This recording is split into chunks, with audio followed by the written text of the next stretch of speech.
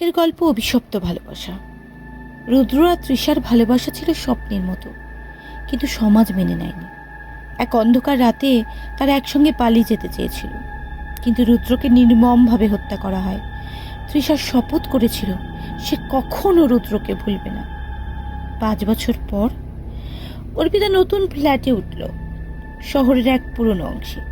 ফ্ল্যাটটা সুন্দর, শুধু একটা অদ্ভুত ব্যাপার, রোজ রাত 12টার পর বারান্দায় দাঁড়ালে মনে হয় কেউ যেন ফিসফিস করে ডাকছে। তৃষা প্রথমে ভুল মনে হয়েছিল, কিন্তু একদিন আয়নার সামনে দাঁড়িয়ে সে স্পষ্ট দেখলো পিছনে একটা ছায়া। কাঁপতে কাঁপতে সে বলল, কে তুমি? ছায়াটা ধীরে ধীরে রক্ত মাখা এক যুবকের রূপ নিল। সে ফিসফিস করে বলল, তৃষা, তুমি আমাকে কথা দিয়েছিলে ফিরে আসবে। অর্পিতা আতঙ্কে পিছনে সরে গেল।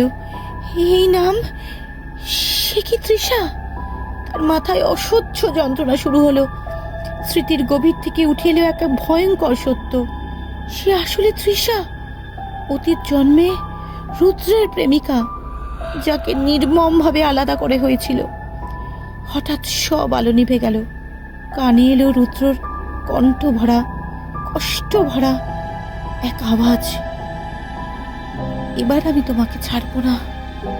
সেই রাতের পর থেকে অর্পিতাকে আর কেউ খুঁজে পায়নি, কিন্তু মাঝরাতে ফ্ল্যাটের বারান্দা থেকে এখনো ফিসফিস শব্দ ভেসে আছে, তৃষা, এবার আমরা চিরকাল একসঙ্গে।